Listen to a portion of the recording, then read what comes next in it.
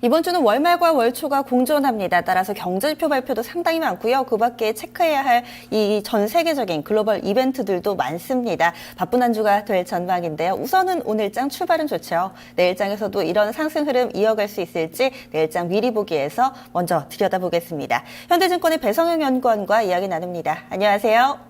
네, 안녕하세요. 네, 주말에도 그렇고 종목별로 영향을 미칠 만한 뉴스는 상당히 좀 많이 눈에 띄는데 이 대내적으로 봤을 때 전반적인 지수에 영향을 미칠 만한 부분은 뭐 어떤 걸 봐야 될지 상당히 좀 고민이 됩니다. 대내 변수부터 체크를 해주시죠.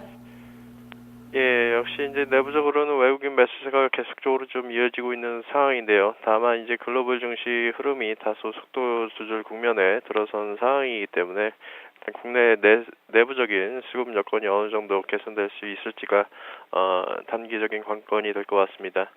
역시 2000선 넘어서 계속적으로 투신권을 중심으로 해서 펀드 환매 매물이 출회가 되고 있는 상황이고요. 일단 1분기 어닝 시즌을 맞이해서 대형주의 그런 이익 전망 변동도 좀 더 체크해 볼 필요가 있는 변수로 보고 있습니다. 최근 지난 4분기까지 업종 대표주의 실적이 계속해서 어닝 시즌을 앞둔 상황에서 실적 전망이 하향 조정되는 그런 모습들을 보였지만 이번 1분기 어닝 시즌은 그전 어닝 시즌과는 달리 업종 대표주의 실적 전망이 다소 상향 조정되는 그런 모습들이 나타나고 있기 때문에 이제 어닝 시즌에 비해서는 실적에 대한 우려가 일단은 작을 것으로 예상하고 있습니다. 네, 그럼 해외 변수도 정리를 해주시죠. 예, 오늘 미국에서는 핵심 PPI와 개인 소비 지출이 발표가 예정되어 있습니다. 일단 핵심 생산자 물가 지수에는 전월과 비슷한 그런 수준의 등락을 보일 것으로 예상이 되고 있는 상황이고요. 개인 소비 지출은 다행히도 전월 대비해서 큰 폭의 개선세를 보이면서 일단 매크로에 대한 부담을 좀 덜어주지 않을까 그렇게 예상되고 있습니다. 다만 현재 미국 시장과 글로벌 증시 상승을 이끈 유럽의 독일 증시가 지난주 이후에 다소 상승 탄력이 둔화가 되고 있는 상황인데요. 일단 미국 시장 같은 경우에는 약 15점 PER이 약 15배 중반까지 올라선 상황이고 독일 증시 역시 QE 발표 이후에 주가 랠리가 계속적으로 좀 진행이 되면서 현재 PER이 17배를 넘어서는 그런 모습들을 보이고 있는 상황이기 때문에 전반적인 가격 메리트는 다소 떨어진 시점이다라고 판단해 볼 수가 있겠습니다.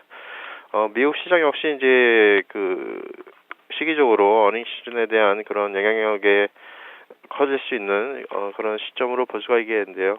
일단 미국 시장 같은 경우에는 최근 계속적으로 진행된 달러와 강세에 따라서 주요 수출주들이 다소 실적 모멘텀이 약화될 그런 가능성도 배제할 수는 없기 때문에 일단 미국 시장의 상승폭 역시 다소 제한되는 그런 흐름을 보일 것으로 예상하고 있습니다.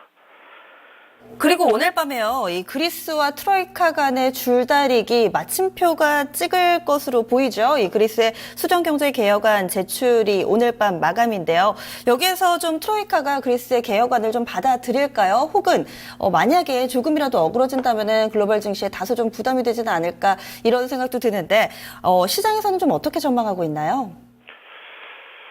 예, 그리스에 대한 이슈들이 지금까지 여러 차례 주식시장에서 언급이 되었지만 실질적으로 악재로 작용한 적은 거의 없었다라고 판단을 해볼 수가 있겠습니다.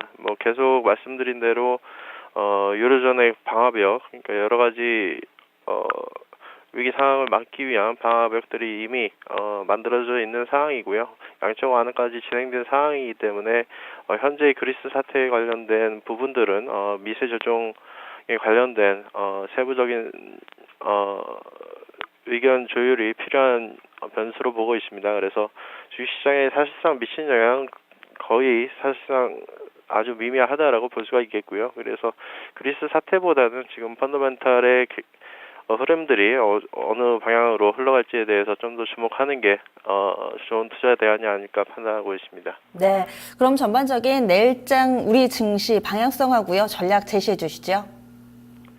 예, 시장의 상승 탄력은 다소 크지는 않을 것으로 보고 있지만 역시 말씀드린 대로 우리 이번 어닝 시즌을 맞이해서 기업 실적에 대한 부담들이 이전 어닝 시즌보다는 상당히 완화된 부분들이 있기 때문에 일단 지수의 흐름은 글로벌 증시 흐름과 비슷한 오히려 상대적으로 글로벌 증시 대비 저평가 매력이 부각될 수 있는 그런 시점으로 볼 수가 있겠고요. 그에 따라서 업종 대표주의 주종 시에는 매수 관점 대응은 계속해서 유효하다라고 볼 수가 있겠습니다. 다만 역시 이제 섹터별로는 등락률이 상당히 좀 차이가 나고 있는 상황인데요. 역시 계속해서 저평가 그리고 저금리 시대가 계속적으로 좀 부각이 되면서 저금리 시대에서 계속적으로 상승을 보였던 증권이라든가 건설 섹터에 대한 관심이 유효하다라고 볼 수가 있겠고요. 역시 저금리 지속에 따라서 전체적으로 자산 가치가 다시 부각이 되면서 저평가 PBR주나 기존 저평가주 내에서 실적이 돌아설 수 있는 종목들이 강세를 보일 것으로 예상하고 있습니다. 대표적으로 이러한 종목들이 최근에 시세를 많이 내고 있는 페인트 업종이나 그리고 성신양해와 같은 시멘트 업종 등이 이러한 종목들에 포함이 된다라고 볼 수가 있겠고요.